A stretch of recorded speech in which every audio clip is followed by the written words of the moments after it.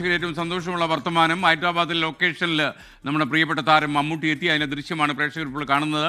250 ദിവസത്തെ ഇടവേളയ്ക്ക് ശേഷമാണ് മമ്മൂട്ടി വീണ്ടും ക്യാമറയ്ക്ക് മുന്നിലെത്തുന്നത്. മഹേഷ് നാരായണൻ്റെ പുതിയ സിനിമ പേട്രിയോട്ട്, ഈ ചിത്രത്തിലാണ് അദ്ദേഹം അഭിനയിക്കുന്നത്. ഒരു ഇടവേളയ്ക്ക് ശേഷം മോഹൻലാലും ഒന്നിച്ചുള്ള ചിത്രമാണ് ഈ പേട്രിയോട്ട് എന്നുള്ള സിനിമ.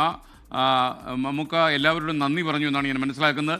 ഈ ഹൈദരാബാദിലെ ഈ ബസ് ഭവനിലെ ലൊക്കേഷനിൽ ഇപ്പോൾ നമ്മുടെ പ്രതിനിധി ശ്രീനാഥ് ചന്ദ്രനുണ്ട്. ശ്രീനാഥ് ചന്ദ്രൻ മമ്മൂട്ടിയുടെ കൂടുതൽ വിവരങ്ങൾ നമ്മളുമായി പങ്കുവയ്ക്കും. ശ്രീനാഥ്, എല്ലാവർക്കും ലോകത്തുള്ള എല്ലാ മലയാളികൾക്കും സന്തോഷം പകരുന്ന ഒരു കാഴ്ചയാണ് നമ്മളിപ്പോൾ കാണുന്നത്. വളരെ സങ്കടത്തിലായിരുന്നു പല പ്രേക്ഷകരും. ഇനി ക്യാമറയ്ക്ക് മുന്നിലേക്ക് അദ്ദേഹം ഇന്ന് വരും, ഈ ഒരു ഉത്കണ്ഠയൊക്കെ അവർക്കുണ്ടായിരുന്നു. എന്നാൽ ഉത്കണ്ഠയ്ക്ക് വിരാമമായി മമ്മൂട്ടി വീണ്ടും മൂവി ക്യാമറയ്ക്ക് മുന്നിൽ.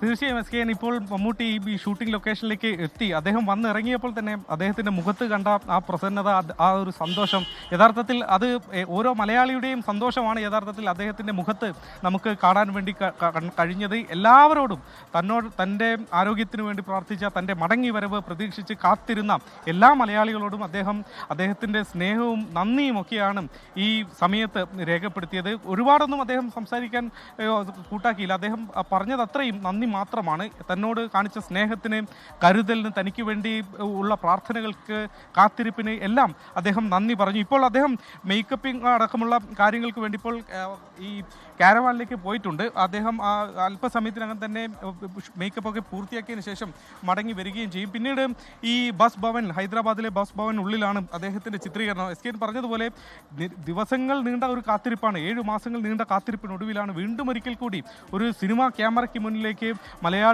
മലയാളത്തിൻ്റെ അഭിമാന നടൻ മടങ്ങിയെത്തുന്നത്. അത് വളരെ സ്പെഷ്യലാണ്. കാരണം വലിയൊരു പ്രതിസന്ധി ഘട്ടമൊക്കെ മുന്നിലുണ്ടായിരുന്നു. അത് ഓരോ മലയാളിയും അവരവരുടെ വീട്ടിലെ ഒരു അംഗം. ഞാൻ വരാം. ആൻഡ്രോ ജോസഫാണ് ചിത്ര നിർമ്മാതാവ്. ലോകത്തെവിടെയായാലും ഏത് സമയത്തും 24 വാർത്തകളും ഓഗ്മെന്റഡ് റിയാലിറ്റി പാക്കേജുകളും എക്സ്പ്ലെയിനറുകളും വിശദമായി കാണാൻ ഞങ്ങളുടെ യൂട്യൂബ് ചാനൽ നിങ്ങൾക്ക് സബ്സ്ക്രൈബ് ചെയ്യാം.